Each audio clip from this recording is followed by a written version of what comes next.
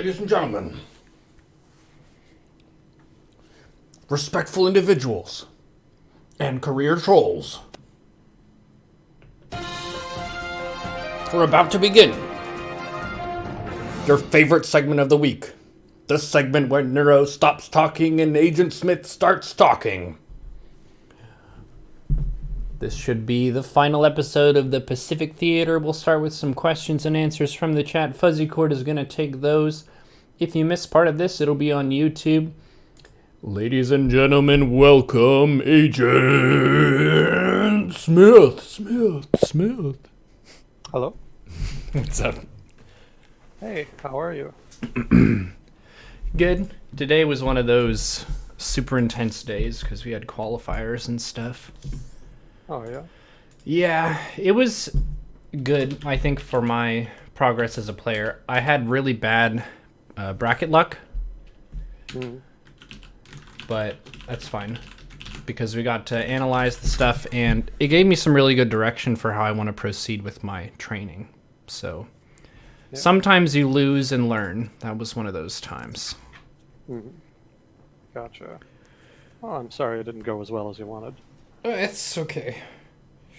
I didn't really prep too much. It's been one of those focusing on the stream and content and stuff rather than on tournament results. I think it's more existentially and emotionally crushing if you work really hard and you aim high and you miss rather than this is one of those the qualifiers roll through and I may as well play in them. It's pretty hype just to see what we can do. Gotcha. Yeah. So more strategic, basically. Yeah. How's your week been? It's weirdly busy. It's been weirdly busy the past few weeks, really. Wow. Doing different things. I guess that's good for business for you, though? Yeah, got a little money coming in, so that's always nice. Heaps of money. I wish. Yeah, I'm awaiting tomorrow. It's the day when the IRS visits and takes their cut. Yeah, I'm totally fine, but it's one of those things that it's always nerve-wracking just because, it's a hefty sum. I had to pay $200 this year. Wow. I was very disappointed. The first thing that I thought of when you said that was taxation is theft. Oh, very relevant. It's like when you drop your wallet and someone takes the money and then gives you your wallet back. It's like, damn. Yeah. Yeah. It is what it is. Yep. I think paying your dues is fair, at least from my perspective. Is this the week where we're going to wrap up Pacific Theater? Probably not. Okay. I added a bunch of detail for 45. I went back and read more about the Philippines and the battle there, so I'm gonna add detail to that.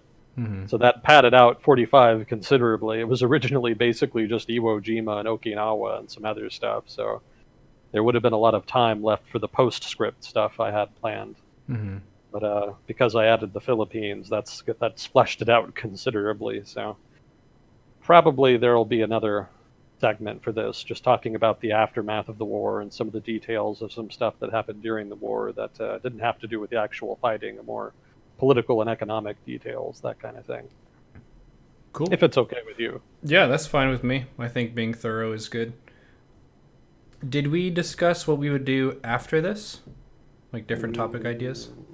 I don't think so. Okay. I've seen some ideas in chat, but I don't think we've discussed anything. Okay. Well, I started a philosophy segment, kind of inspired by the success of this.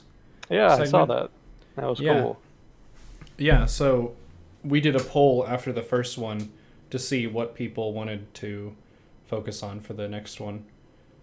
Mm-hmm. So you don't have to necessarily pick the biggest one. It's kind of like if we decide a set of topics that you think you could tackle in a similar way to this one, then we could field interest and see what people want to learn about.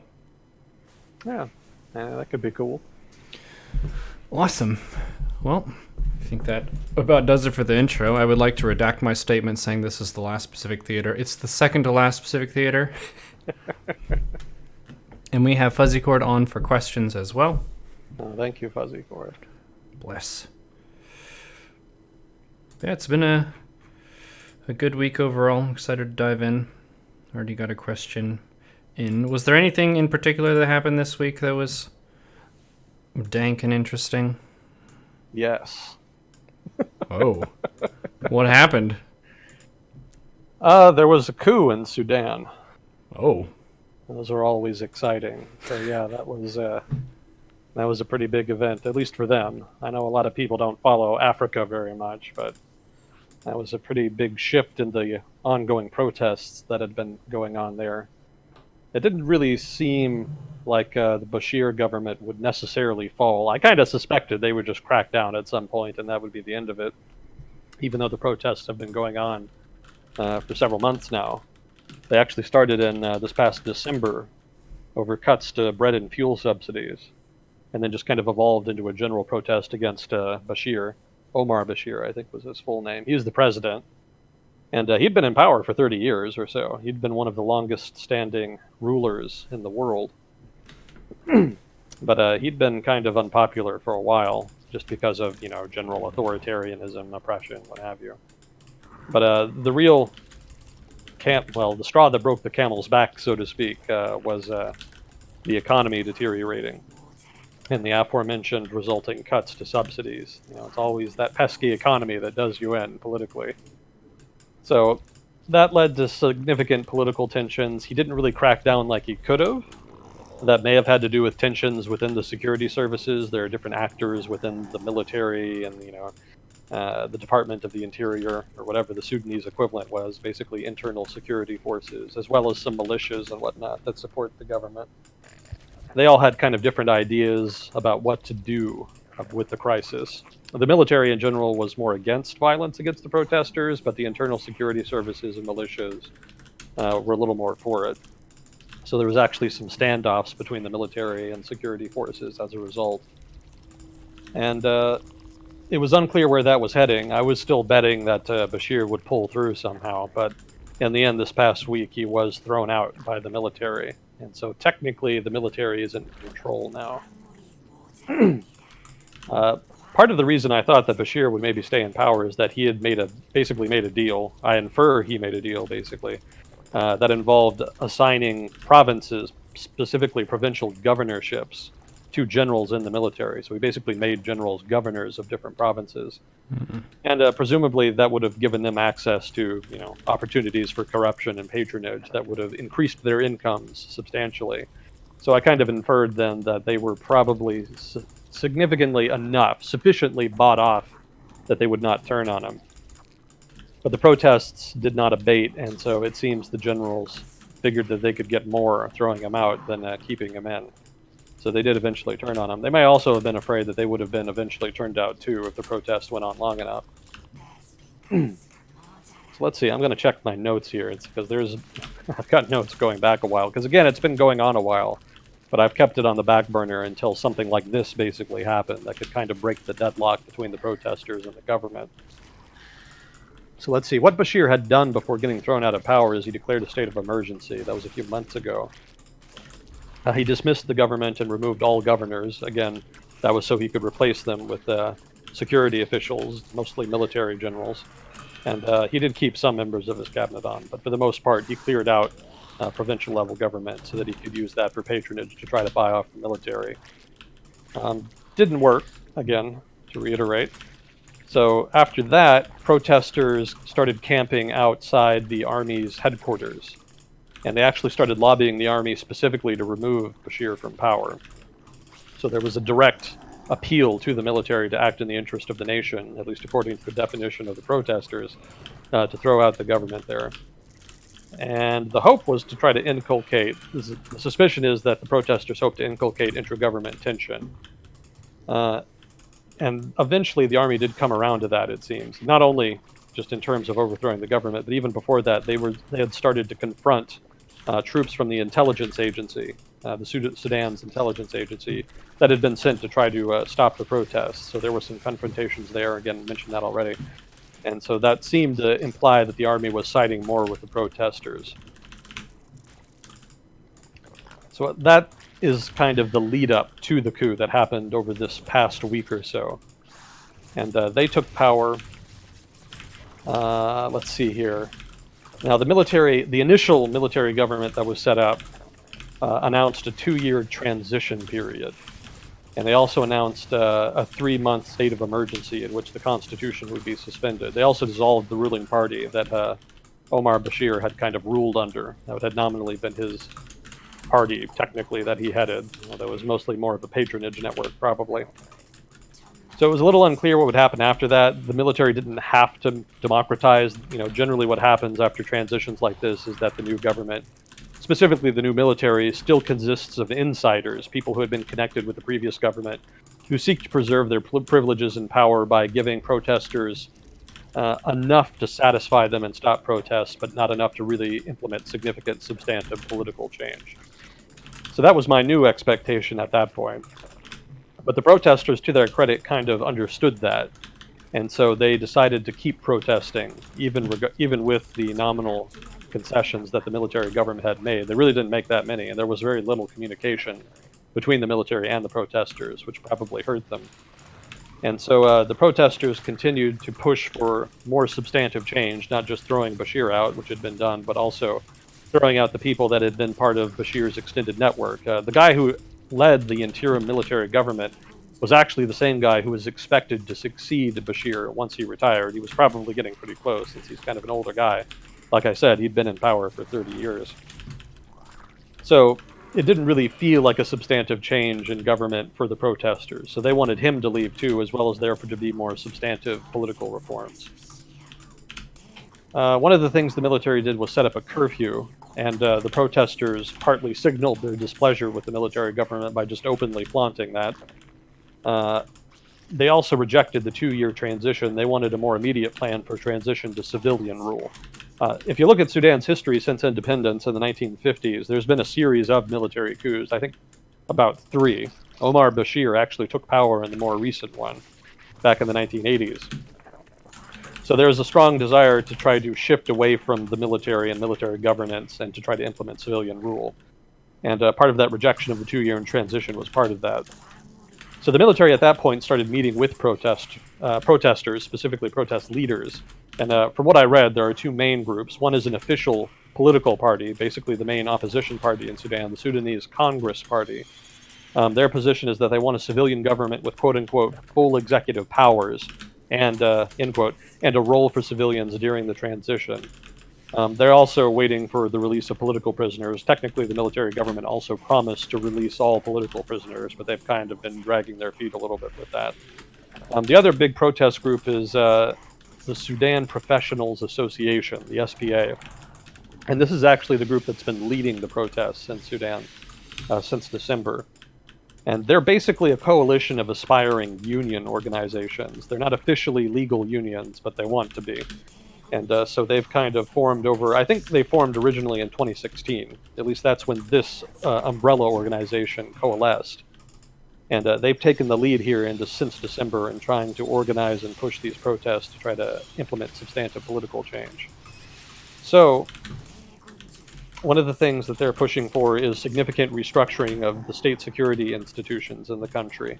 Obviously, again, given the history of military coups, there's a strong desire to have more substantive civilian oversight and control over those institutions. They're also pushing for the dissolution of militias that operated under the former president Bashir, and that were part of his extended patronage network. So obviously those guys are a threat because being militias, they could attack the government or overthrow it and get the same people that they've just thrown out back in power. So basically all of the major institutions that had propped up President Bashir's administration, they want to either remove those or significantly reform them. So those were the positions discussed. Let's see. Also, it's worth mentioning that technically Omar Bashir's political party, the National Congress Party, was dissolved. So that is no longer technically is legal, although they are still kicking around. They released a statement demanding that their members that had been arrested, a few were, be released. And they also say that the coup is unconstitutional, although I doubt that logic is going to ring very strongly with most of the protesters. Well, it sounds like Let's that's see. just a way of saying that they don't like the coup. Yeah, yeah, but they could have framed it in a less hypocritical way, perhaps. This isn't good for me, okay, guys? We can't have this. So a few days ago, the most recent events was that the leader of the coup, the guy who had been defense minister, Awad ibn Auf, stepped down. He was not able to appease the protesters, and presumably there's still political maneuvering going on within the government and the military, and it seems that he was not able to maintain sufficient confidence amongst his allies to maintain his leadership. Another guy who stepped down was General Salah Ghosh. He had been head of the internal security services, so he's also gone. So basically, some of the major insiders that had been a part of the previous administration have now stepped down. The new general in charge of the transition government is a guy named Lieutenant General Abdel Fattah Abdelrahman Burhan. I'm just going to call him General Burhan for short. He's kind of a compromise candidate within the military. So he's not completely detached from the previous government, but he's also not really an insider like some of these other guys were. They've also named Lieutenant General Mohammed Hamdan Dagalo as deputy head of the Military Transition Council. The Military Transition Council is basically the transition government at this point. This guy had been head, and I guess still is, head of the Rapid Reaction Force. And this is basically a force that was formed out of the former Janjaweed. Now, some of you older folks may remember reading about the genocide in Darfur way back in the day.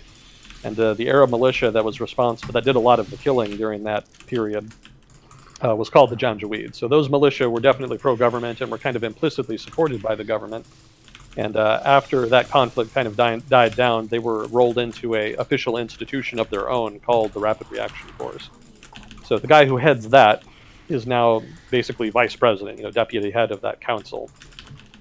So since he's taken power, General Burhan has done a couple of things. His major efforts have included, one, ending the curfew. That was obviously unpopular, if not unenforceable. He's also agreed to the quote-unquote restructuring, end quote, of institutions. A little unclear about just what that means, but that's at least a nominal concession to the protesters. He's announced the release of political prisoners, although there had already been an announcement, so that doesn't really mean much. He's dissolved all provincial governments, and he has pledged respect for human rights. Again, easy to pledge things, kind of looking more at actions at this point, so we'll see what happens there. So basically, it looks like there's been a kind of concord between the military and the Rapid Reaction Force, at least the elements in the military that were not previously major insiders. Establishment civilians, therefore, seem to be on the outs at this point. Protesters, meanwhile, are doing pretty good about trying to push for substantive reform. They're not really... they've pushed very hard to continue the protest until they've seen major reform efforts, and they're not really biting on the nominal concessions that have been thrown out. The government has been trying to tell them to stop protesting, but the protesters have ignored that thus far. So that should maintain pressure going forward and raises the chances that there will actually be a future civilian government at some point. It may not matter too much, though. It may be that the military agrees to civilian governance with the idea in mind that the civilian government that takes power will be blamed for bad economic conditions later. The fundamental problem behind the protest is those poor economic conditions, and nobody has really presented a way to actually deal with that, be that the military, the protesters, the previous government, whomever. So whoever takes power from here is probably going to get blamed for that, and for their subsequent inability to really significantly improve economic conditions. So it may be that the military gambles that they can give power in the short term so that they can launch a coup later on the back of unpopularity stemming from those poor economic conditions. That's kind of medium term. That's just a vague prediction. It's not really clear what's going to happen at this point. Just what kind of calculations are going on within the Sudanese military are very opaque. So it's anybody's guess just where they go. Hypothetically, they could still crack down. There really has not been a lot of violence against the protesters. There's been a fair amount. That's definitely happened. But there's not nearly as much as there could be. There's not been any concerted effort to try to violently suppress the protest. At least not any significant organized such effort. So hypothetically, that could still happen, and that could entrench the military in power. But the downside of that is that would lead to international sanctions, and international sanctions that have been in place because of Darfur are part of the reason the economy is so bad now. Technically, those sanctions have been lifted But a lot of international economic actors of one sort or another are still too risk averse to lend to the government because it is still somewhat of a pariah state. Omar Bashir had technically been a war criminal. He had a warrant out by the ICC, the International Criminal Court, for his arrest, and the government itself wasn't exactly great about adhering to human rights conventions, liberalism, etc. So a lot of lenders, banks, what have you, were wary about lending to Sudan even after the sanctions had been lifted, and so that had a negative impact on the recovery of the Sudanese economy after the fact. So that would seem to suggest then that there's a good reason for the military not to crack down very hard, because that would mean even worse economic conditions for which they would be blamed, which could worsen political discontent in the country, perhaps resulting in an uprising or a civil war. There have been some predictions that there would be too much tension within the military and intelligence agencies, among other security groups, security institutions like the aforementioned militias, and that those tensions could then result in conflict between them that just sort of spiraled out of control and led to the implosion of the state. So hypothetically, that's also possible, technically. But again, that's just a reason why the Sudanese military would not engage in a crackdown. If economic conditions get worse because of new sanctions, that could create conditions for a civil war. Much easier then, and in turn possibly more attractive, to just give nominal reforms, nominal concessions, let there be some civilian governance, and then blame the civilian government later when they fail to govern, which has generally been the pattern in Sudanese history. There have been a couple Sudanese civilian governments since independence, but they've all invariably run into problems of one sort or another that resulted in a subsequent military coup. So they may play for time here. One of the clear losers, though, here has been political Islam, so to speak, in the Sudan. Technically, the ruling party had nominally been an Islamist one. After Omar Bashir had taken power after the military coup in the late 80s or so, he kind of shacked up with certain Islamist political parties, not radical jihadi groups, mind you, but just conservative Islamist groups. And they became part of his core constituency. So those parties have kind of lost out. They've lost sort of their key advantage in having connections to the leader in power. That's always an advantage in an authoritarian political system, if you can be a part of a major leader's extended patronage network. So they've lost out, and in turn, Turkey and Qatar have probably also lost out to a degree, because the foreign policy of Qatar, and to a lesser degree Turkey, has been to prop up Islamic groups like the Muslim Brotherhood and whatnot, or other conservative Islamic groups like those that have been in power in Sudan until very recently. And so they've lost then their allies, so to speak, within Sudan, and that represents a loss of influence in the region as a whole for that Turco-Qatari axis in the region. So that's a rough outline of the coup in Sudan and some of the implications. Again, not really clear where it's going to go from here or what's going to happen, but it's pretty much in the ball is in the court of the military at this point. It's really up to them. They kind of hold the high cards. The protesters can continue applying pressure, but that's about all they can do. And if the military really wants to crack down, they still can. My guess right now is that there will be some kind of civilian government and transition to civilian government agreed to by the military, but it may or may not be substantive. They may well hide in the shadows, so to speak, and wait for their chance to pounce later on. That would be my first guess, but we'll see. Events are still very fluid at this point. It could be that there are further changes going forward if there are unresolved tensions within the military that could break out. So maybe that lower-ranked officers in the military ally and build a coalition with the protest movement. So that could create a new ruling coalition that could throw out the established military powers. But even that would have an uncertain future. That's the trouble with countries that have unstable political cultures. Even if you have significant change that seems to augur democratization and liberalization, it doesn't necessarily pan out that way, because the political culture kind of inculcates individualism and self-interest above the public interest. That's a very difficult thing to transition to if your country hasn't had it before. And Sudan is still working on that. So even if they do get a new government, it may be that the political culture kind of sabotages it. Again, speculation on my part. The real answer is who knows. But we'll see. It's something to watch, and it was certainly some dramatic events this past week. Well, that's cool. Sometimes I ask you what happened this week, and you're like, nah, not too much. Yeah. There's not always that much. Well, there's a A lot lot of going other. on there, though. Oh One yeah, of the themes that jumps out is the monopoly on violence and how the military is oftentimes attached to the executive, and one of the most effective means to overthrow the executive is to get the side of the military, because it's not like presidents are going to go like fight the military. That one of these groups has guns and the other does not. So, like you're saying, oftentimes the executive is trying to maintain the favor and the loyalty of the military, but if they can't command that, then they don't really have any solid foundation to rule. exactly. Yeah, the military and security services are sort of the fulcrum on which governance rests. That is sort of where that monopoly on violence comes from, and that is the final arbiter of political differences, especially in unstable societies where other mechanisms are not working.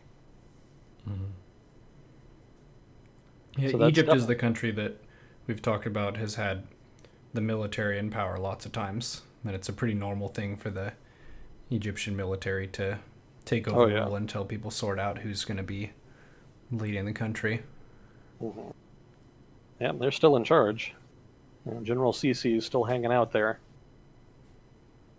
Not much of a major reform effort from him. He'd kind of hinted that he might make changes, but he's pretty much been a status quo guy. He's very much returned Egypt to the Mubarak style of military governance.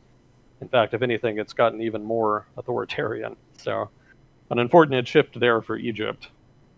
Mm-hmm. But yeah, that's definitely an example of a strong military being a strong institution within a society and having a disproportionately outsized influence on governance.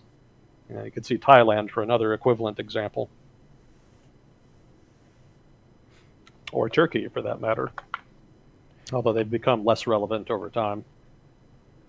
It's a It's little interesting unclear. because the United States has a really, really, really, really, really big military, but I don't think historically it's ever commanded that kind of political context. I guess the Civil War was probably the closest to that, where the military was the playing field upon which politics was decided. Hmm. Yeah, you can make that argument. I think that's pretty accurate, really. It depends, though, on how you want to frame the conflict. Do you want to frame it as a rebellion within the United States in which political differences were decided, or was it a Yankee invasion of an independent nation? Yeah. There's some differing opinions on that depending on who you talk to here in the US. It's not strictly a coup, though, in the context of what we're talking about here, because the Mhm.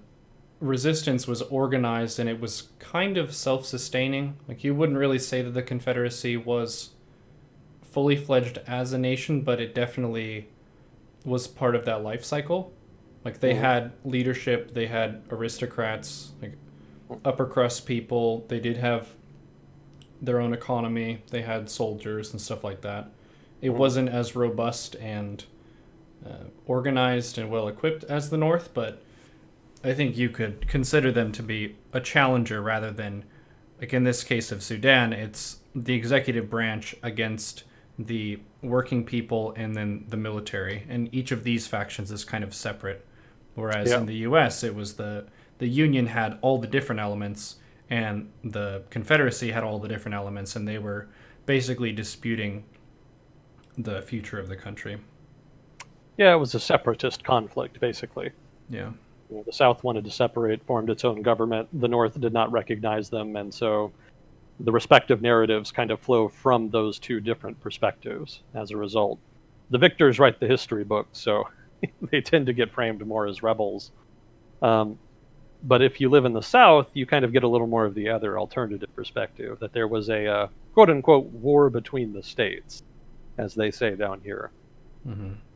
Yeah, the South has kind of an interesting perspective on it. It kind of gets taught differently depending on region. It really does. Up in the North, there's much more of almost a cult of Lincoln, historically speaking. Whereas in the South, he was more just kind of there. He was an important leader in the history of the United States and led the U.S. during the Civil War.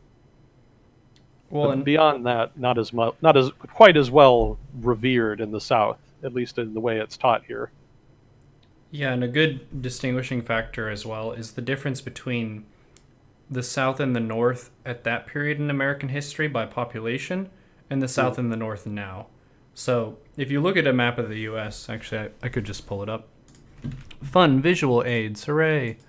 Let's go to the maps. So if you look at the United States, the continental U.S., and you think about how the population has been distributed and stuff, maximize. Cool, United States. All right, boom. Okay, we got the U.S. map. So if you just cut it in half here, you have like South and North. But the Civil War happened, what, 1861 to 1865. All right. So this is pre-industrialization. And well, kind of. Early industrialization. It's more, yeah, it's kind of during. Actually, the Civil War itself was a major factor in the industrialization of the United States. It had definitely already been happening. You know, the U.S. was kind of part of that early industrialization in the late 1700s. But the Civil War really accelerated it rapidly. That was really a major jump in the economic development and industrialization of the U.S. So it kind of happened early in the process, but it was also inherently of the process as well. Cool. Well, the point that I was wanting to make is that the South is more of the Southeast as we look at it now on the map. So you've got South Carolina, Georgia, Alabama, Mississippi, Tennessee, North Carolina. Virginia was kind of a swing state, but it was more of these states here rather than we're Texas kids. And for Texas, it didn't really have its big population boom by that point. You probably know more than I do about whether it was involved in the fighting. We could chase this for hours, but the point is when people talk about the South in the Confederate States, it's more of this region right here rather than everything that's on the southern half of the continental U.S. because there's hardly anybody in New Mexico and Arizona at that point. Oh, yeah. So they weren't really a factor. I've known people from other countries who kind of were confused about the way we referred to the South. They kind of were under the impression that the South did, like you say, you know, referred to everything that's just south of the middle of the continental U.S. basically. But, you know, if you look at a map of the U.S., I don't expect you to look this up, but if you look at a map of the U.S. Before the Mexican-American War, this is like 1820s, 1830s, you can see that most of the country is east of the Mississippi. So all that stuff west of the Mississippi wasn't really part of the U.S. It was kind of, you know, unsettled territory for the most part. And so most of the population was still east of the Mississippi, and in turn, that map kind of framed how Americans think about North and South. And so what Americans referred to as the South and North at that time still kind of corresponds to how we think of that territory, even though the U.S. has expanded, obviously, significantly since then. Mm-hmm. So, yeah, that's why the southeastern U.S. is, in the mind of Americans, the South, and the Northeast is still kind of the North, if not also the Midwest. Mm-hmm.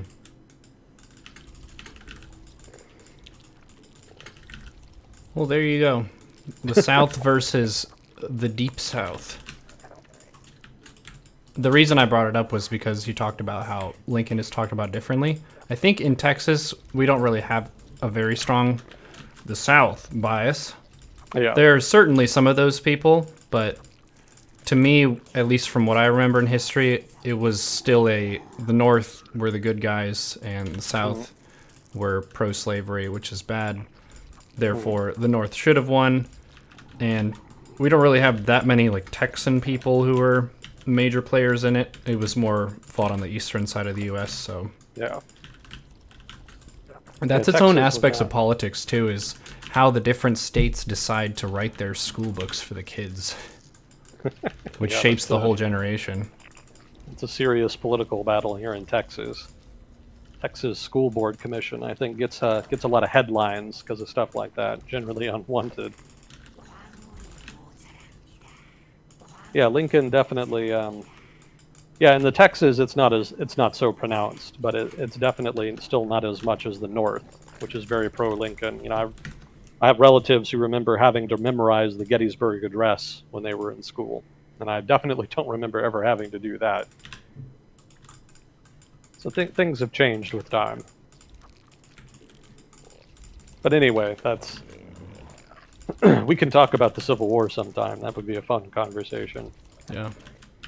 I haven't studied that in a while. One of the things that I was planning to do for the podcast was doing something on the Reconstruction period, because that period was very violent. It was a lot more violent than I'd realized, based on my early research on it. It was almost kind of an extension of the Civil War, only instead of being conventional war, it was more irregular, unconventional warfare.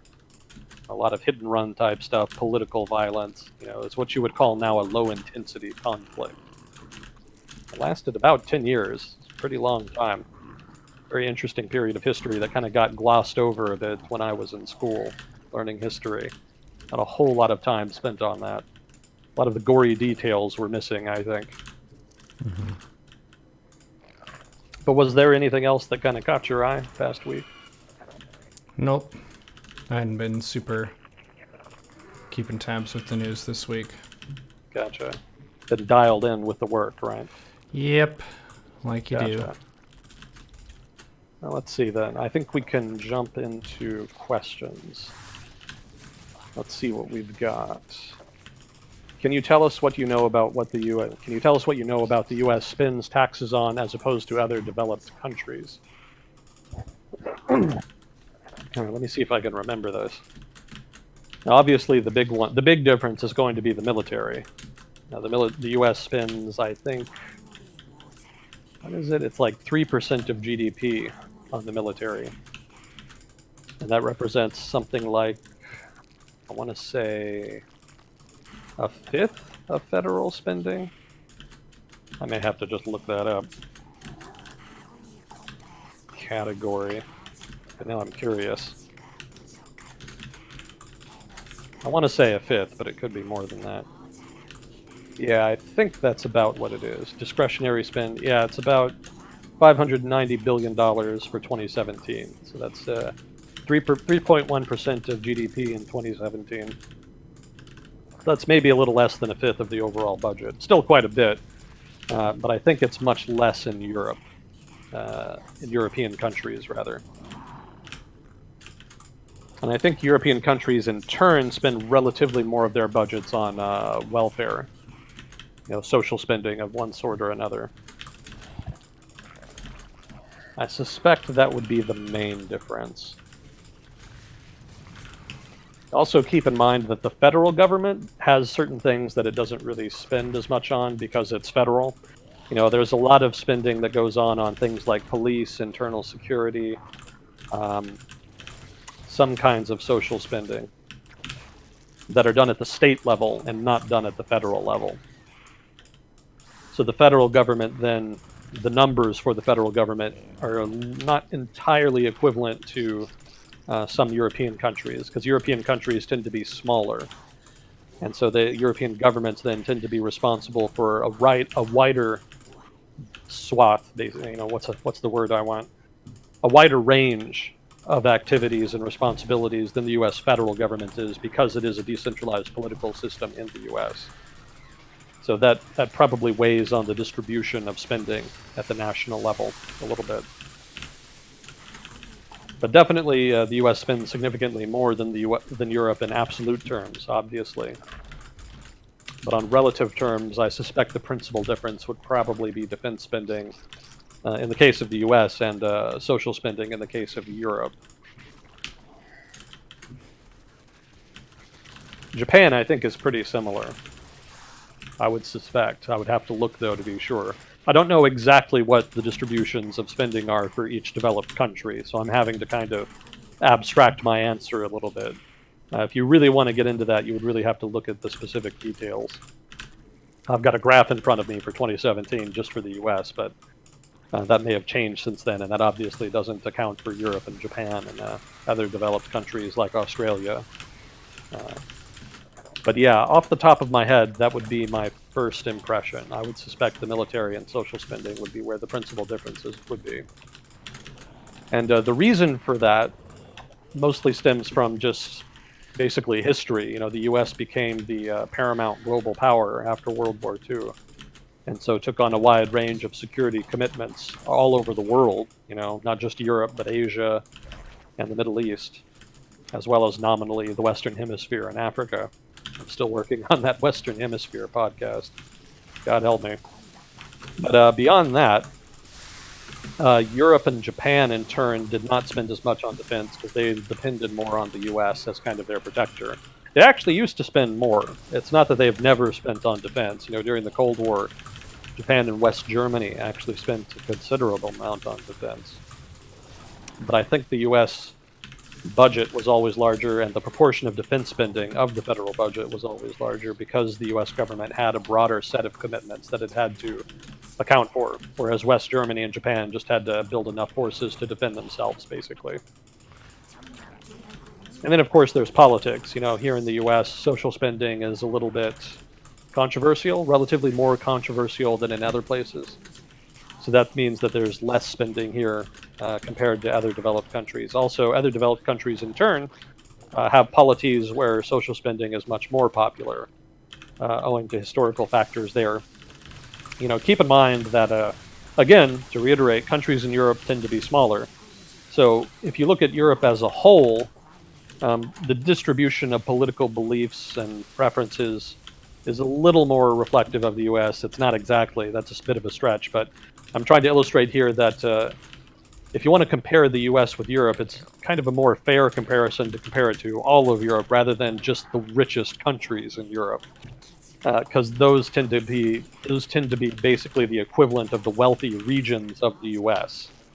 So it's kind of apples and oranges rather, comparing the U.S. to individual European countries. I think we've talked about this a little more in more length, specifically with regard to Sweden and Minnesota. I think I was kind of drawing an analogy some months ago that Sweden and the U.S. are not a good comparison. A better comparison would be Sweden and Minnesota because they have similar demographies. There's a lot of people in Minnesota are actually descended from Scandinavian peoples. So, the similarity in concentrations of development and wealth in Sweden and, say, Minnesota or some other wealthy part of the U.S. are a better, more fair comparison than taking the whole of the continental U.S. and comparing that to a relatively small country of Sweden, which, again, corresponds to basically one of the wealthy regions of Europe. So that's kind of belaboring the point, but basically what I'm trying to highlight here is that and social spending in Europe is relatively more popular in the developed part of Europe, kind of in the same way that it's more popular in the wealthiest parts of the U.S. So if you look at the state level, you can see that the wealthier, more developed parts of the U.S. generally have relatively more leftist politics. That doesn't mean that they're always explicitly leftist. There are some that are still relatively conservative and that even have Republicans in power. But on the political spectrum of the U.S. as a whole, they tend to lean more to the left than some of the less developed states, like in the South or the West, that still tend to be very conservative, especially socially. So you can kind of see that in Europe then, where the less developed countries tend to be more socially conservative. I don't think they have quite the same hang-ups about social spending in the less developed parts of Europe. But I think the point still stands. The developed parts of Europe have relatively more welfare spending because they have more wealth to work with and less poor regions that they have to distribute that wealth among, whereas in the U.S. we kind of do. So again, that's just a convoluted way of trying to explain some of that difference in distribution of resources. Anyway, I'm probably confusing myself more at this point, so I'll let that go. I think that's a sufficient answer. Maybe that's a good point to point out, to give the usual disclaimer. I'm not an expert in everything I talk about on here, obviously. I have a stronger background in some areas than others, more economics, political economy, history, etc. So if I say anything stupid, wrong, biased, etc., I definitely encourage chat to contribute and point it out. I don't read chat while we do this, but I will read it later. So I learned a lot from chat. If I'm wrong, I want to know more than anybody. So, I always appreciate the feedback and contributions we get. So, please do interact there in chat. Interaction is encouraged in that regard. So let's see. Can we get a quick update on Venezuela? I don't think there's been a whole lot going on. I think there's still kind of a stalemate. I think I did have some notes, so let me see what I can dig up for you. I think mostly it's been, oh hell, what was it? Yeah, the government's been going after what's his face, Guaidó. I always trip over pronouncing his name. I hope I'm getting it right. The nominal president pro temp, Guaidó, who had been declared president basically by the National Assembly in opposition to the Maduro presidency. They've kind of been in a standoff where Guaidó is trying to sneak in aid and the Maduro is trying to stop him. And they've been doing that basically tit for tat over time. One thing Guaidó did do to kind of escalate things, he actually flew into Venezuela. He had been outside of it for fear of arrest, but he deliberately flew in basically to just challenge the Maduro government to arrest him, kind of daring him to, at the risk of inflaming protests and opposition. So the Maduro government has responded to that by not arresting him, but they've kind of been tiptoeing around it. They arrested his nominal vice president, I think it was, saying that they found weapons in his apartment and that he was planning some kind of coup. Obviously, Guaidó and the opposition say all of that is fabricated, but who knows? It's impossible to really tell for sure. Guaidó, in turn, has been targeted by what was it? Yeah, they removed his parliamentary immunity. The National Assembly members' representatives nominally have prosecutorial immunity, so you can't really take them to prosecute them of something. So the government, I think the Supreme Court specifically stripped him of that immunity. And that was done under dubious circumstances because in order for the Supreme Court to do that, they have to notify the National Assembly. But they did not do that. They notified instead the Constitutional Assembly, which is a body that had been elected previously to design a new constitution and which basically declared itself the new assembly. It stripped the National Assembly of its legislative powers and has granted itself those legislative powers. So in effect, that Constitutional Assembly is the new legislature. So the Supreme Court notified that institution, but not the actual National Assembly. So the opposition is saying it's not really a legitimate stripping of that immunity. But then, of course, the Maduro government says that it is because the Constitutional Assembly is technically the legislature at this point. So who you believe is right basically comes more down to political preference than actual letter of the law at this point. So pick a side, basically. But I think that was the last big thing I remember reading about. Yeah, here we go. I finally found my notes on it. Yeah, he traveled to Venezuela. Government cracked top aide. It was not his vice president. It was his top aide that was arrested. My apologies, on charges of terrorism. So again, the opposition say it was staged, and then the Maduro government says no, it's part of the overarching opposition attempt to take over the government. So unclear which of those perspectives is accurate. It's kind of too early to tell. And his immunity was removed, and I think I just pretty much covered that. Let's see if I missed anything. Oh, yeah, that was something else. So some people in the Chavista government have been saying that his arrest is imminent, but it's thought that that's probably posturing. So it seems like the government is positioning itself so it could arrest him, but it doesn't look like they're actually going to do it yet. Mostly it's just rhetoric at this point. So it's a little unclear what their next move is. It may be that they're just posturing. So basically, overall, my impression is that the Maduro government is responding to the threat from Guaidó by basically using legal options, legal maneuvering to try to mitigate the power of Guaidó and his nominal cabinet and his allies in the National Assembly. But they're not using violence yet or other coercive methods, at least not any more than they usually do anyway. So the ball right now is kind of more in Guaidó's court. It's kind of comes down to how he wants to respond to that strategy. We'll see. That's kind of an open question, I think. But yeah, that's basically a brief update. I don't think there's been too much action there lately, at least not that I know about. Obviously, if you follow it day to day, there's probably more meat to it. But I don't follow it day to day. I just read the big headlines. So it may be that there's something I'm missing there. But that is my general impression as things stand right now. This is a big question. Can you explain fiat currency or fiat currency. I think I mispronounce it sometimes, and fractional reserve banking. I think many people are unaware of the characteristics of the money they use. I think we actually did talk about this a little bit a couple weeks ago. So basically, fiat currency, however you want to pronounce that, again, I forget the proper pronunciation. Fiat currency is basically just paper, and it has no inherent value, or at least it's not supposed to. Rather, the value comes with its utility as a tool of exchange. So if you're bartering, it may be that you don't have something that somebody else wants. In which case, how do you trade? So that creates friction in the economy. So you can get rid of that friction by introducing some common unit of exchange through which that everybody holds some value in. That holds value for everyone, rather. And the idea there is that even if you don't have something somebody else wants, you could still have that cash with which to buy something. And so that significantly eases that friction in the economy from that comes with bartering.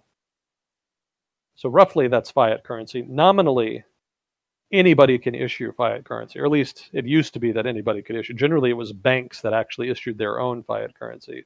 Technically, it was originally a promise to pay gold. What it was originally is that banks would hold your gold or silver or what have you.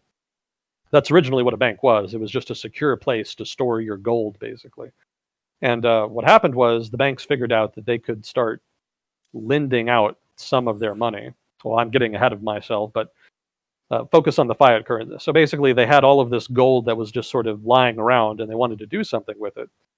And what people wanted to do was to use that gold to trade, but it was laborious to take that gold out of the bank every time they wanted to do it.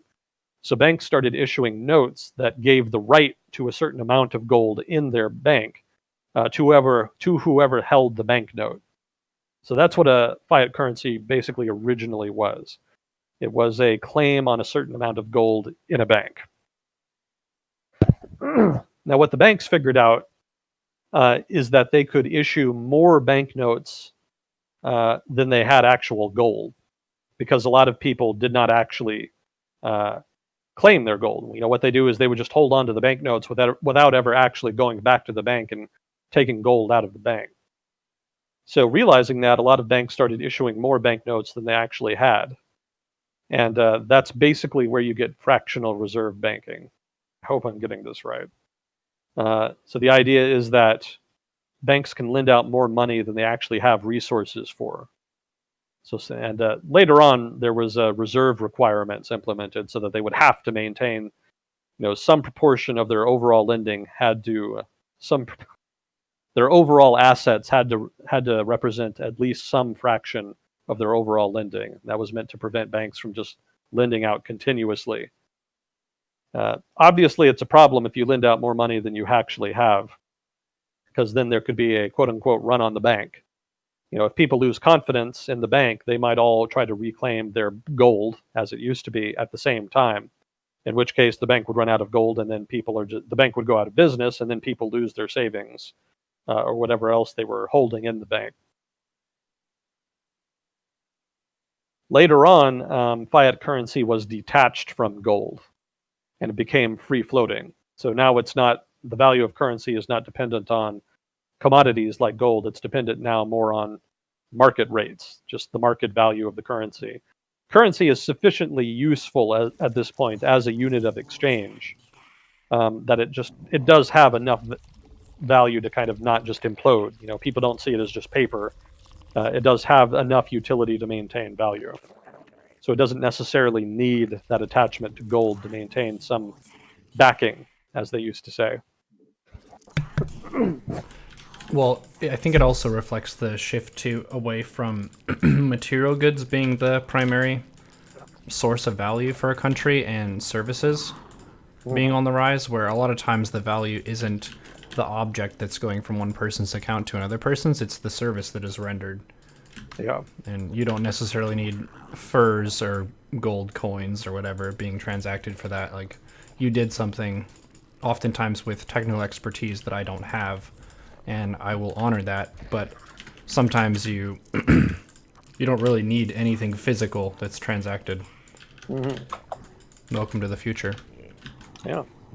It's an impressive trick. Getting off the gold standard was no small feat. But it significantly improved liquidity in the economy and reduced frictions in the economy. So it's been of a help. Obviously, not everybody likes that. Some people prefer the gold standard because they like the idea of their currency and savings having a more secure value. They're afraid of depreciation, inflation, etc. So they prefer the security of a commodity and its inherent value over the kind of more shaky nominal value of fiat currency. And no one's telling you to put your money in a bank. You can just bury gold and silver bars in your backyard. Some people do that. Yeah, some people do. But keep in mind that institutional investors and major merchant traders and corporations and basically the major institutional actors in the world economy, they all use cash. They all use fiat currency, and it's much more useful for them because it's so liquid and available, whereas commodities are a little bit more cumbersome to use. So because they produce a lot of the stuff, if not most of the stuff that gets produced in the world, that kind of helps back the value of the currency. You could say the value of a currency is backed by production, by an economy's productivity and production of goods, and that is kind of what your currency then and savings in turn is nominally representative of. That's kind of more of a recent innovation with the free exchange of floating currencies rather than having them backed by commodities. So it's not the case that they're just paper, that they're completely inherently worthless. They do have value in so much as major institutional economic actors utilize them. And because we all kind of do business with them, most of us do a significant amount over the course of our lives, we in turn kind of need that money, or at least want it, or at least can use it, and in turn give it value. So long as that's the case, fiat currency will probably still be very useful and retain value in the global trade. I should probably point out here that I don't have a background in finance, so this is not necessarily my area. This is more the economist's perspective on the issue. That's more my background. I'm sure someone in finance could probably flesh that out a little better. Although I'd be a little wary since people in finance tend to be gold bugs. They tend to like that security. So let's see. I think that's a rough review. That's not the best. That's just off the top of my head, but that's roughly what you're dealing with fiat currency and fractional reserve banking. I could also go into central banking, but that's kind of an extended conversation. Do you want a pronunciation correction? Yes. Fiat. Please do. Fiat currency, thank you. Fiat currency. I'll try to remember. I'll probably forget in 10 hours, but I'll try. It's okay, I forget stuff all the time. Yeah, the more corrections I get, the more it sticks. Repetition helps, so maybe this will be the one that sticks finally. Okay, so then, do you think the rest of the world views the how do you think the rest of the world views the U.S. these days? Do you think we've lost a lot of ground as a superpower, especially in terms of any respect we used to command, and how that might affect us in the future? Is there any way we can earn back some of that trust or clout that we've lost? So views on the U.S. kind of wax and wane with the era. It's true that it depends on how you want to define respect, too. That's another aspect. How the rest of the world views the U.S. has changed with time. And it really depends on just international context, how economies are doing, how the military is doing. In the 1970s, it was kind of thought that the U.S. was a power in decline, and that the U.S. was experiencing quote-unquote late-stage capitalism, and that the revolution was nigh, and that the U.S. was at the end of its period of dominance. Bum, bum, bum. That was the 1970s. Obviously, that didn't pan out. But that's just to illustrate how much views of the U.S. have changed over time. It really is situational and contextual. So these days, there's, it really varies a lot too by country even. So it's hard to give like one answer to that. It's kind of a complicated question. In the case of U.S. allies in the Middle East, they actually like the Trump administration more than the previous administration because the Trump administration has kind of doubled down on supporting the Saudis, the Israelis, etc., and kind of given them given them something of a blank check almost. It's kind of given them unconditional support in regards to some of the conflicts they've been fighting in there. So they actually are quite pleased with the Trump administration. And they also think that it's good for the U.S. to be more outgoing, because they think it was a mistake for the U.S. to kind of withdraw from the region like it did under the Obama administration. And that the U.S., to really maximize its influence in the region, needs to act forcefully in order to maintain its credibility as a regional actor. So, Middle East is pretty good with the U.S. right now. Japan and Europe are a little more shaky. The cornerstone of the relationship there with Japan and Europe is more economic at this point. Since the Cold War ended, it's been more economic.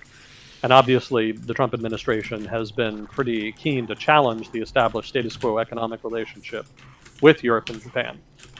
So in turn, they're rather less pleased. If you want to talk socially, obviously, Europe is a little more socially to the left of the United States, and so they don't like, those leftists in Europe really don't like the Trump administration just for that reason, just because he is seen as being far right. Japan doesn't really care. The Gaijin are being the Gaijin. Big surprise. No shock for them. But in Europe, yeah, the left is a little more upset. The right has mixed opinions. I think, obviously, Europe has its populist right, just like a lot of countries do these days, and they're a little bit enamored with Trump. I don't know that they respect him as an individual so much, but I think they do like his style of politics and some of his forceful manner, his forceful style of leadership. Those are things that I think the populist right in Europe likes a little more, even if they don't agree with all of his specific policy positions. Something to keep in mind is that it's very unlikely there's ever going to be like a populist right international, some kind of international coalition of populist political movements, just because they're generally at odds with each other just as much as they are at odds with the political international left. So in the case of the populist right in Europe, a lot of those movements are actually pretty anti-American. So even if they like Trump and some of his policies, they don't like the fact that the U.S. has a lot of influence in Europe, and they don't really appreciate U.S. dominance in Europe. That's a source of resentment for a lot of nationalists. So kind of a mixed bag there. But in terms of... Sorry to interrupt you, but I've just been informed from some Europeans in the chat that Europe is upsetty spaghetti with Trump. Yeah, again, it just depends on who you talk to. I think overall, there's a dislike over the economic policies in particular. And then for the left, obviously, also the social policies. But I think the right is a little more mixed. I think there's more of obviously, that would depend on country, too. I think in countries like Central Europe and Eastern Europe, a lot of populist conservative movements are much more favorable to the Trump administration and the U.S. government. And in Western Europe, it's much less so, especially a place like France, which is kind of a pseudo-rival, pseudo-ally of the United States, historically speaking. There's been kind of an on and off relationship there with time. But yeah, I think that's a relatively accurate portrayal of the European perspective on the matter. It's not a uniform position there even. But that's Europe. I think China obviously doesn't like him, but I think they also kind of respect him for being very strong, as they would call it. They would consider that a very strong-headed approach. I don't know that they are particularly impressed with some of the disorganization and the sort of lack of strategic focus. Some of the details of the Trump administration's policy making and strategizing leave a bit to be desired.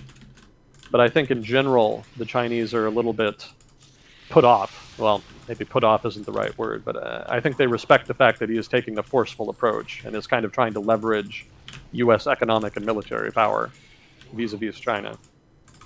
And then Russia, with the Putin government, who knows? Depending on, the whole Mueller thing, I think, has kind of colored perspectives in the United States on just what the Russian government thinks. But, in Russia, I think the citizenry probably was initially impressed with the fact that he was challenging the status quo in the United States. I think they kind of saw in him some of what they see in Putin in that regard. And I think they also liked the fact that he was kind of more of a forceful, direct leader. But I think they've also come to dislike him more with time, as the supposed alliance that would emerge between the U.S. and Russia never materialized. And over time, the Trump administration took a more and more conventional line vis-a-vis Russia, maintaining sanctions and applying pressure and that kind of thing. So I think there was kind of a brief honeymoon period for Russians with Trump, and that kind of faded with time now. So I don't think they're nearly as enamored. The Russian government, I think, probably has a very mixed opinion. On the one hand, they like the fact that at least nominally the Trump administration wants better relations, but they also don't really like the fact that that hasn't really manifested in policy and practice in any significant, tangible way. So they probably don't really know entirely what to make of him in that regard. Trump is a pretty unpredictable leader, so it's not really any great shock that a lot of leaders don't entirely know how to handle him or what to make of his administration. I think a lot of governments around the world are sort of in standby mode. They want to see what happens in 2020 to see if the Trump administration and his style of politics seems to be at least have legs over the medium term, if not also the long term, or if a status quo president comes back and sort of reestablishes quote-unquote normal international relations. That's a little unclear right now. So I think a lot of countries are just sort of hedging and playing for time at this point. Well, that's the thing with our... we have term limits, so rather than think about a single administration, they can think about the average American administration. Now, it's going to swing back and forth, but they can basically say, okay, well, this is the range of how it's going to be, so we can treat it more based on its range rather than on one president in particular. Yeah. Yeah, we have limits there. So there can be pretty dramatic swings in policy making in the U.S. in terms of who's in leadership positions. Do I think we've lost a lot of ground as a superpower? Not really. I think, in general, U.S. influence is eroding, relatively speaking. There are other countries that are becoming relatively more powerful compared to the U.S. than previously. So in that sense, the U.S. is losing influence. But I think in absolute terms, the U.S. still has pretty strong cards to play. It's still got either the second or first strongest economy in the world, depending on how you want to calculate it or who you'd want to talk to. But it still has even if it's the second largest economy, it's still more dynamic than China's economy. There's still more innovation. There's still a lot more dynamism still more competitiveness to the U.S. economy. Obviously, the Chinese economy has its competitive sectors. There's still a fair amount of dynamism there as well. But in general, the U.S. market is more difficult to break into and more competitive, just in a laissez-faire free market sense. Difficult to break into China's market too, but for somewhat different reasons. There's a little more politics involved in that. So let's see. That's still a big advantage for the U.S. The U.S. still has a very powerful military. It still has a technological edge, even if that edge is kind of eroding with time. So, the U.S. is still in a prime position to kind of dictate events around the world if it wants to. The big debate over the past 10 years has been whether or not the U.S. should do that. So there's been a lot of differing opinions on that. And if it should do it, then how it should do it and what it should do specifically. But there's just been a lot of uncertainty in that regard. Obviously the interventions in the Middle East were very unpopular. And in general, there's kind of a delayed conversation going on now that should have happened after the end of the Cold War about just what U.S. strategic priorities should be in the world. There's been more talk on that. I don't know that it's been entirely substantive, but it is at least finally happening. So we'll kind of see where that goes. That'll probably have a big influence on how U.S. foreign policy looks going forward. But for now, how the world views the U.S. really depends on what part of the world you're talking about, and just how much power the U.S. has lost as a superpower. I don't know that it's really that much. Relatively speaking, yes. Absolute terms, not really so much. There has been soft power lost because of the Trump administration. Obviously, again, there are certain actors and political groups around the world who really, really don't like him or his politics. But America's superpowerdom is not predicated on, the love of the masses. It's very much predicated on hard power factors like the economy and the military. So long as those are in play, the U.S. is still in pretty good stead. The U.S. could probably take measures to try to shore those factors up to make sure they stay strengths over the long run and are not eroded over time. But that's kind of a whole other conversation. For now, still doing relatively decent, even if some of that soft power is being eroded a bit. But even that could change. Again, like Neuro was pointing out, we could get a major change in leadership, and maybe the U.S. gets more inspiring leadership that has more public support, kind of like under the Obama administration. I would point out that international support, well, not even international support, but that public opinion of the U.S. and other countries tends to be pretty fickle. It's not like tried and true and steadfast. It generally changes with circumstances and with political perspectives in those countries and whatnot. And it's not hard to see it's not rare to see significant changes happen very quickly in that regard. So it doesn't really matter a whole lot. What really matters is those underlying ties. Even if Europe is not as conservative as the U.S., there is still a common cultural and cultural affinity between them in terms of liberal political institutions, liberal political culture, strategic interests, and economic ties. Those are the real cornerstone of the relationship there, as well as the cornerstone of the relationship the U.S. has with a number of other liberal allies around the world. A point to expand on this too is the perspectives of other countries, especially for the U.S., is not just driven by what the political leadership is doing, but also what Hollywood is doing and what the music industry is doing. Because we tend to export a lot of music and film, which shapes very strongly the perspective of what Americans are like. I noticed that being in France, where the American identity was less tied to American politics and it was more tied to American film. Yeah. Yeah, American culture definitely has a big impact there.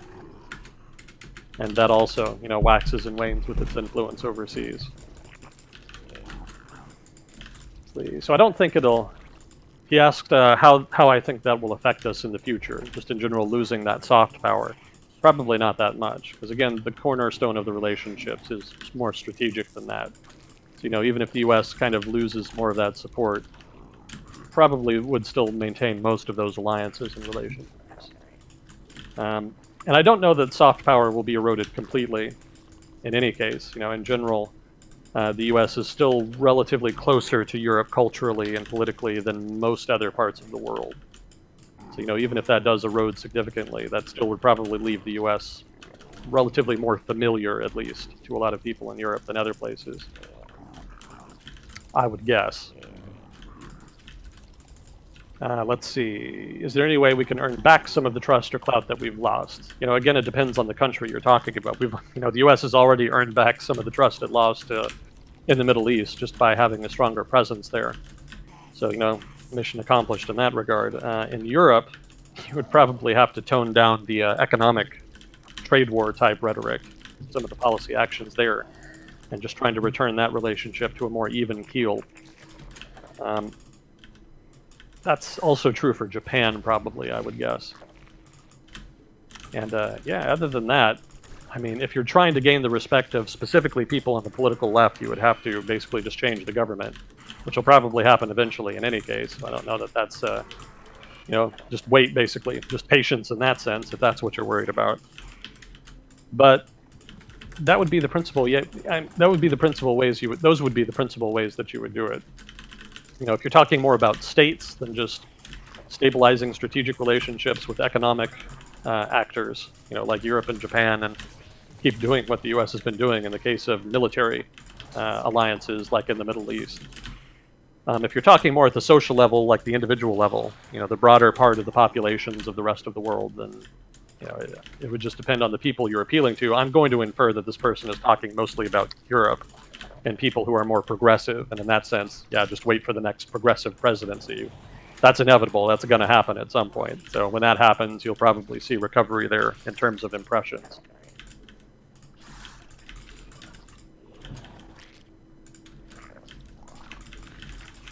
So it's kind of a meandering answer. I hope that kind of covered all the bases. If I ever don't answer the question to your satisfaction, feel free to ask again and kind of point out what I'm missing or misreading or what other element that you want me to hit on. I'll be happy to return to it. Let's see. I just remembered last week there was a question about Australia's election that someone wanted to answer, and I said you didn't know much about it. Yeah, I did look into that. I've actually got a bunch of notes on that. I don't have a whole lot about specifically where the election is right now. I was focusing more on political culture and some of the modern history, so I don't know that I have a prediction that I could make on who's likely to win. but I can talk a little bit about that. Are we doing okay on time? Yes, I would say we've been doing this segment for about an hour and 20 minutes. Mm-hmm. So maybe another 10 to 15-ish, and then we can Pacific Theater. An hour and 20, you say? Yeah, we're an hour and 20 in, so 10 to 15, and then we can do Pacific Theater for another hour and a bit. Okay. Don't know if I can get through this in 10 to 15 minutes. Well, if you want to take 20, you can. Because we're going to need 2 separate segments for Pacific Theater to wrap up anyway, so... Yeah, and, we can always end early, too. It doesn't have to be... We don't have to cover all of 45 tonight. So that's always possible if need be. I don't want to keep you up all night. Yeah, well, maybe I can. I'll try to blow through it. Maybe I will keep you up all night. Well, I think maybe I can do it in 15 minutes here. But I'll have to try to rush. So basically, there's been a lot of political infighting in Australia, and that kind of started with the end of the Howard administration. Well, the Howard prime ministership, I guess I should say. John Howard was a conservative prime minister who led a conservative government, roughly from the late 90s up till 2007. And once he left, basically the Conservatives lost an election, and the Labour, the left party in Australia, took power. And the result of that was some infighting within the Conservative Party. They're called the Liberal. That's called the Liberal Party in Australia. That's the Conservative Party. And there was some infighting for the leadership. And I think here, let me see if I can find it. Let's see. Yeah, the established party leader was a guy named Brendan Nelson, and he was successfully challenged by a guy named Malcolm Turnbull. And Turnbull himself was then... I'll get to that in a minute.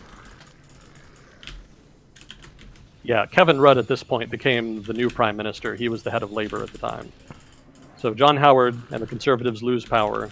Kevin Rudd becomes the new prime minister as head of a Labour government. And then there was an attempt by Malcolm Turnbull to take control of the Conservative Party, the Liberal Party, which he successfully did, throwing out Brendan Nelson. So that was the first successful change in power there. But then that led in 2009. Mind you, this is happening in 07, 08. So then in 2009, Turnbull himself was thrown out as leader of the Liberal Party by Tony Abbott, who then became the new party leader. So then that led... so that was the Liberal Party. So then Kevin Rudd's prime ministership as head of the Labour Party and the Labour government was later itself challenged and ended early in 2010, I think. So what happened was he had low polling ahead of the 2010 elections. And there was also a big party dispute over climate policy. That's been kind of an ongoing policy debate in Australia for a while now. And there was also the Utegate affair. I'm probably mispronouncing that. But basically, the opposition alleged that government had done favors for a car dealer. That was later discovered not to be true. Some of the evidence, the principal evidence was a letter that had been apparently forged by someone in the Treasury Department. But regardless, there was a scandal about that, and that contributed to his government's downfall. So he was challenged by Julia Gillard. I hope I'm pronouncing that right. Within the Labour Party, and that effort was successful, and so she became the new prime minister, replacing Kevin Rudd. Again, this is 2010, I think. But in the new election, there were mixed results. They still ended up not doing too well, but they were able to form a minority government. So there was still a Labour government after the elections, but they didn't perform great, basically. So after that, there was further political contention within the Labour Party. In this case, it was Kevin Rudd coming back and basically challenging for leadership. He did so twice. The first time failed. And Gillard was able to maintain her prime ministership, but over time she started to poll poorly, and that led to another challenge that was successful. And so then Kevin Rudd was able to basically oust his ouster and become prime minister again. This was done ahead of a 2013 election. Once again, basically poor polling contributed to the rationalization of the leadership change. This time it didn't go as well as last time. Labour lost outright, and a Liberal government took power.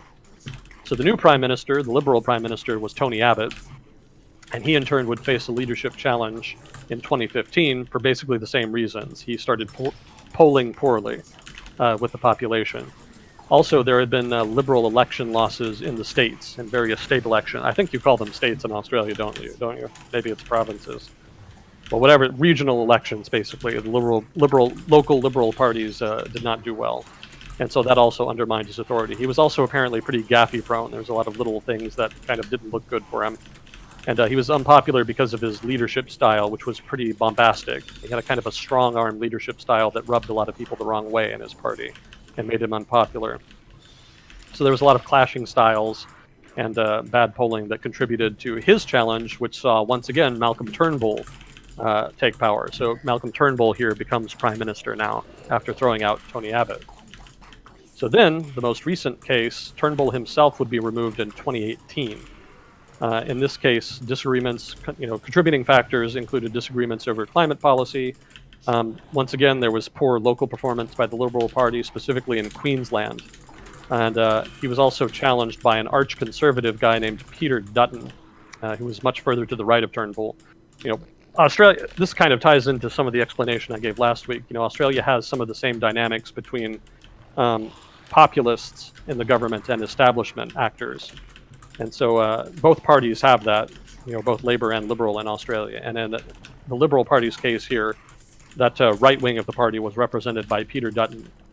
And he was upset with Turnbull and challenged unsuccessfully, but there was sufficient, Turnbull was sufficiently unpopular that he basically agreed to step down and give way to somebody else. So at that point, there was a competition between Peter Dutton and a set of moderate candidates. One of them was Scott Morrison. Another one was I don't remember her name. I don't have her in my notes here. But it was basically a three-way leadership contest. It ended with Scott Morrison, though, becoming the new PM. And he was kind of a compromise candidate that everybody could kind of settle on. But Turnbull was out, and that represented the latest change in leadership. Once again, reflecting that infighting within the party, disagreements over policy, stemming from a lot of that political churn going on in Australia, reflecting similar churn in other countries. Let's see. So part of the reason for the poor polling of political leaders, part of the reason for all of the infighting was poor polling ahead of elections. That was the most consistent factor. And then tensions caused by internal policy differences, and also sometimes overbearing leadership styles in the case of Abbott. So that kind of begs the question, why all the poor polling? I mean, it has to be the case that there had been poor polling in previous eras of Australia's political history, but they don't seem to have ended in quite so much acrimony and infighting.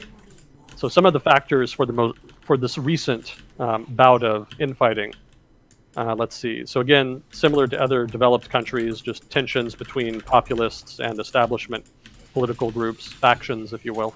Part of the reason is stagnant wages and increasing cost of living. The Australian economy in general has done pretty well over time, but at the individual level, wages haven't really been going up that much at the same time that there's been greater costs, things like education, housing, etc. So that's created a bad impression amongst a lot of workers, and in turn has turned a lot of people off from establishment political parties. There is some regional political differences in that regard. The North is apparently pretty conservative, and the South is relatively progressive. So there's some geographic differences there as well. And then there's just political realignment, intra-party partisanship over immigration and climate policy. That kind of ties into the intra-party differences in policy. But that contributes there to that infighting that is kind of over. I'm just sounding like a broken record. You get the idea. Intra-party partisanship over policy differences, weariness with established political parties. People are turning more and more to independent parties and actors. More and more outright partisan. There's basically, kind of like in the U.S., there's a growing divide between the different wings of Australian politics. The difference between left and right is growing more stark. So that's not just an intra-party phenomena, that's also an inter-party phenomena. And then there's also residual frustration with neoliberal policies from the 80s and 90s that kind of opened up the economy, but also created more competition and more uncertainty. And that kind of wasn't too much of a problem until the 2008 financial crisis. And so since then, there's been more consternation with some of those policies and more of a desire to kind of reduce inequality. So that's another policy issue. So as for this specific election, major political issues include immigration, although that's less of an issue since the Christchurch shooting. There's also a massive drought, so that's got a lot of people, specifically in rural areas, I think, very upset. They're looking for some action there. The economy, like I said, wages, cost of living, energy policy. Climate policy is still a major issue. I think one of the big debates is over a carbon trading policy, I think. Please correct me if I'm wrong on that.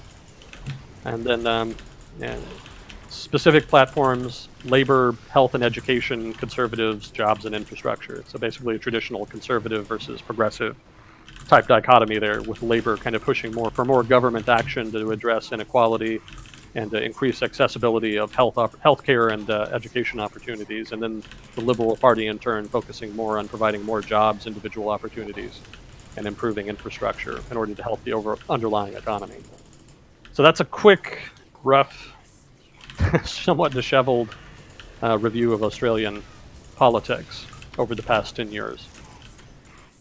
That may not be entirely what that person was originally asking for, but that's kind of what I came up with reading about it over the past week. My overall impression is that Australian politics looks very similar to European and American politics, or is at least becoming more like it in terms of the growing partisanship and the growing tensions within establishment political parties between the more moderate political voices and some of the more radical actors that want more dramatic, immediate change. So how that pans out, anybody's guess. I don't know anymore what will happen in Australia than in the other cases where that's happening. Yeah, that would be my rough description then. My apologies if that's not quite what you were hoping for. If not, again, you can feel free to elaborate on that, and I can try to explore more what you wanted. Well, we have a lot of Australian viewers, so there are a lot of people who can correct you if it's wrong. Well, here's hoping they do. So let's see. Real quick, I'll try to sneak this in. Are there any other developed nations with a constitution nearly as old as that of the U.S.? What sorts of issues arise from a quote-unquote old clunky constitution? I think the U.S. is actually the oldest running government right now. It has the oldest continuous constitutional republic. So I don't know that there's any older that I know of. Next oldest, maybe Switzerland? I'm not real sure. Because I don't know that Switzerland has a constitution, do they? They might be like Britain, kind of more common law type thing. I'm not sure. If you're Swiss, please correct me on that. I'm not sure how that works exactly, but that would be the one that kind of came to mind. But as for problems with having an old constitution, it shouldn't really be a problem if you can update it. Constitutions that are sufficiently flexible to allow updating with changing circumstances should not be too much of a problem. If you do have a problem, as some people would argue in the US, the problem is not with the Constitution so much as the people. It's the voters that are the problem, not the Constitution in that case. If you have to agree to, if you need to change something and you can't reach an agreement that is necessary to change it, that's a problem with reaching consensus. That's an institutional and political problem, more so than a constitutional problem. But if you do have that problem, then what are some problems that can arise? Well, your legal system won't keep up with changes to, one, the economy. So then that can inhibit economic activity because people will be too risk averse to kind of risk running afoul of this, that, or the other law. Or maybe the flip side, people engage in a little too much of a laissez-faire economic system in which abuses are carried out that should be regulated, but that you can't because maybe the Constitution doesn't allow it. It could create social problems too. If morality changes or notions of ethics or etc. change, but then the Constitution does not change with them, that could create a lot of social tensions, which could then explode into broader political and economic tensions. So I think that pretty much covers it. That's just roughly, it creates problems if you can't update your Constitution, but I don't think the problem is really with the Constitution in that case so much as with the voters who are supposed to be the ones changing the Constitution. An institutional problem. So I think that, yeah, that's it for questions then. So then we can jump into 1945. Hooray. Let me get my notes open here.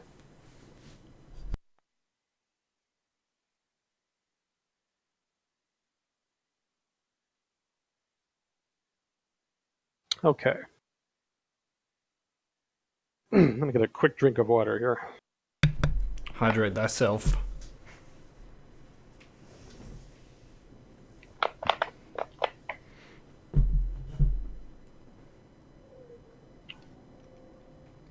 Find it first. So, if you've been following the series, then you know that last time we covered 1944. Through 1944, the U.S. and also the Allies, basically were perpetually on the offensive. Starting in late 1943, the U.S. was able to really start leveraging its superiority in material, equipment, troops, etc., and launch a theater-wide offensive that encompassed both the Central Pacific and the South Pacific. And that offensive basically rolled through the end of 43 and then through all of 44.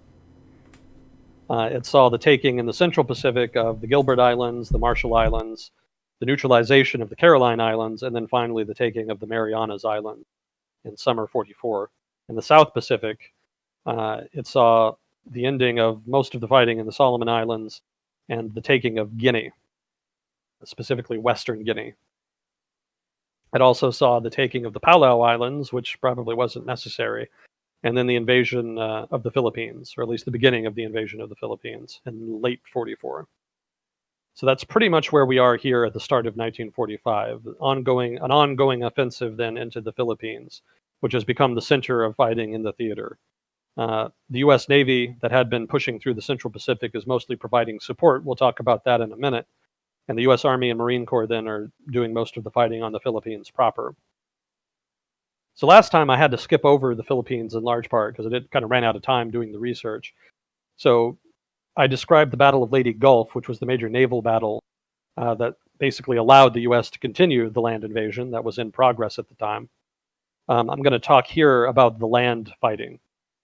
So we're going to actually start today a little bit into late 44, October 1944. So with that said, one of the things that actually happened ahead of the invasion of the Philippines, so this is still October 44, but ahead of the Battle of Leyte Gulf and the landings on Leyte Island, was what was called the Formosa Air Battle. So basically, Japan was planning to use Formosa, present-day Taiwan, as a base from which to launch aircraft to support Japanese forces in the Philippines. And the U.S. anticipated that, and so launched a carrier battle group tasked with basically neutralizing the island's air power ahead of the invasion of the Philippines. It was a very large carrier battle group and included multiple carriers that could launch, I think, over 1,000 aircraft was the number that I saw quoted.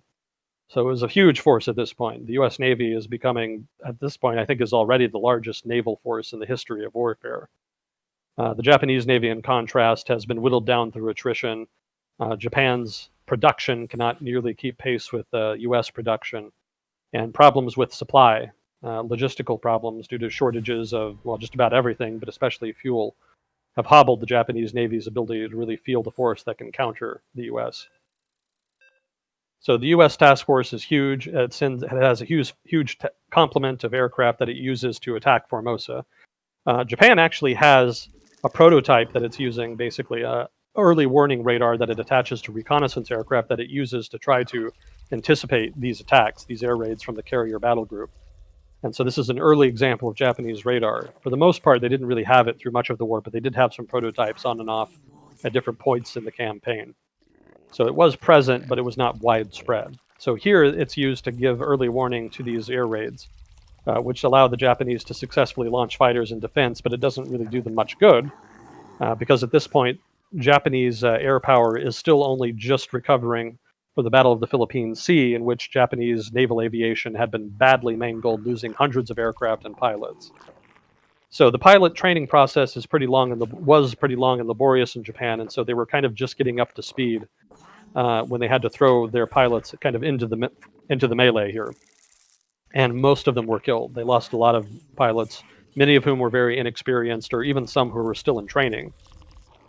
They were not really well disposed to go up against experienced American pilots, and so it was a bit of a cakewalk for the U.S. in that regard. Although there was still heavy fighting because the Japanese had a significant force of aircraft in Formosa as well as in the rest of Asia, Japan and Singapore, that were brought in to help out.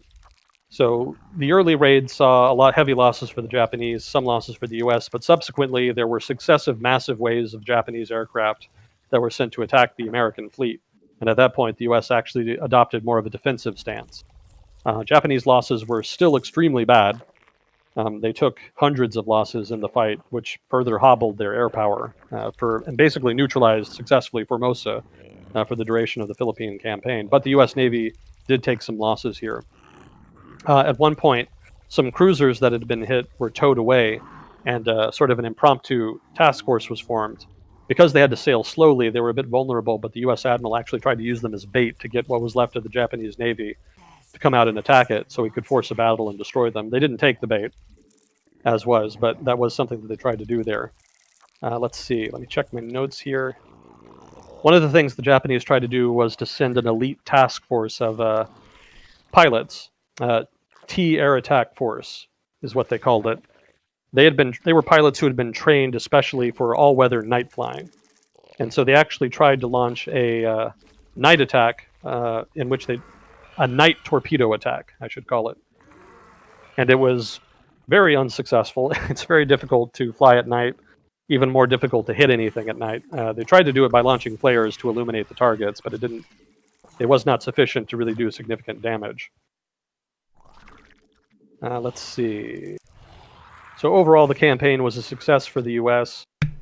More terrible losses for Japanese air power, lost even more pilots that they could not afford to lose. If I can interject real fast, This really speaks to a lot of what happens whenever I'm playing StarCraft. So a streamer is playing StarCraft, and sometimes the player will go for something, and it ends up just failing really miserably. But maybe you hadn't tried that before, so you didn't really know that it was going to fail. But then you see it fail, and it's like, yeah, that was stupid. And one thing that we talk about a lot with the Pacific Theater, World War II in general, is that you're working with new technologies that haven't existed before, so you don't have precedent of some playbook you can just copy of. These are the different ways you can use torpedoes and how they work or don't work. It's like, well, we'll have less chance of getting caught if we do it this way, but we also have less chance to hit. Let's try it. It failed. Was this stupid? Yeah. Maybe it was worth trying. They learned that it doesn't work. Yeah, a lot of the times in war, you just kind of have to learn the hard way. Sometimes that's pretty much the only path forward. And in this case, the Japanese learned pretty hard that they were not in a good position to really contest the air around Formosa, especially against this particularly large task force that the U.S. had sent.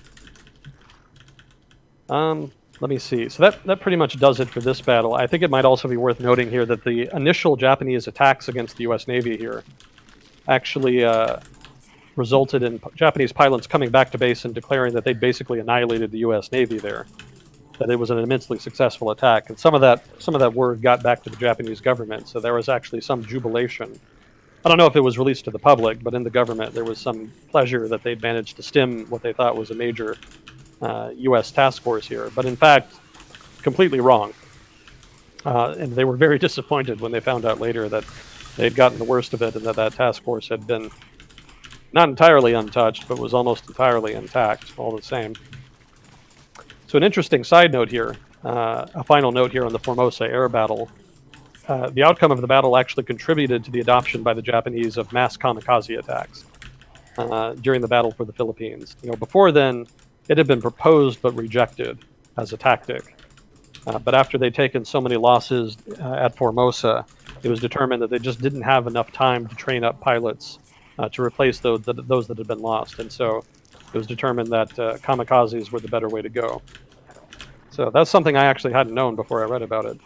That's part of the decision-making process behind the kamikazes and use thereof by Japan in World War II. So this is all still October 44. In October 20th, 1944, the invasion of Lady Island begins.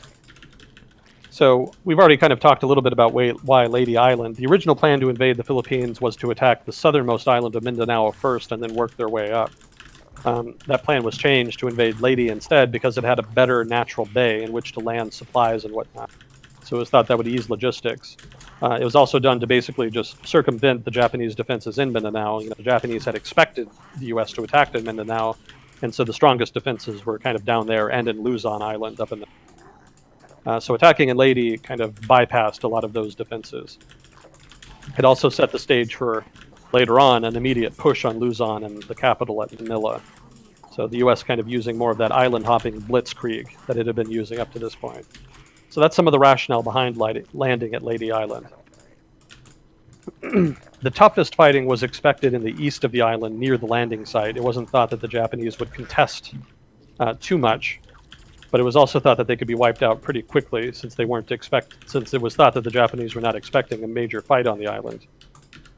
There was more rugged terrain in the west that they could kind of last in, but it was thought that the early Japanese forces encountered could be wiped out and then the island could be taken quickly. Meanwhile, it was thought that reinforcements would be cut off using U.S. naval and air power. So that was the plan. It didn't really pan out quite like that, though. Let's see. In fact, what happened was the Japanese were able to successfully reinforce the island. The Japanese changed their battle plan pretty quickly once they saw that the U.S. was invading Leyte.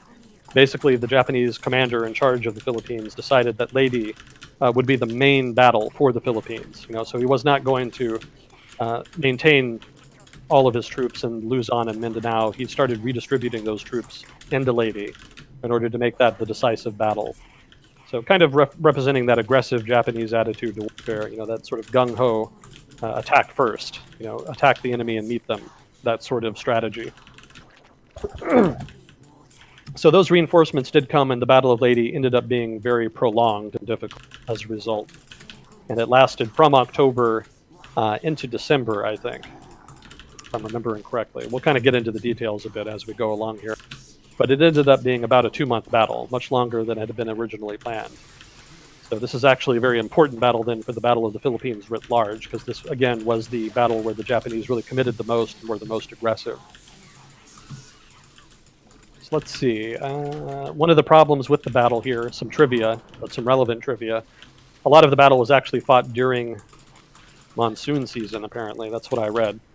At the very least, there were heavy rains. So that was a big problem. That kind of touches on some of that misperception that a lot of people in the U.S. have that all of the fighting was done in tropical islands. There was actually different climates and biomes that were fought in. We talked about the Battle of Attu, which was kind of a tundra, cold climate up in the Aleutians. Here you have an example of basically monsoon conditions in a larger island environment. So that's a bit different than the tropical island fighting that we've kind of seen up till now. And I'll be highlighting some other different examples of different terrain and climates that the U.S. would fight in the Pacific Theater as we go along here. But here's another example here on Leyte.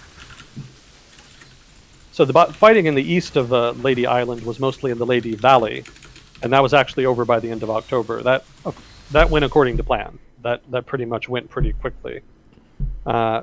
Overall, it's worth pointing out here, the Japanese presence on the Philippines as a whole constituted about 432,000 troops, which is quite a bit.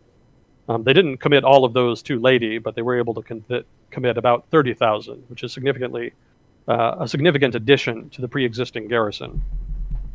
Some reinforcements were stopped, but ultimately the Japanese were able to, I think, get most of them through. So that, again, was why the battle ended up being so difficult. There was also a significant investment of Japanese aircraft on the Philippines to the fight in Leyte. That would lead to a U.S. response where the U.S. would target airfields in other parts of the Philippines to try to suppress that, and they were largely successful in doing so.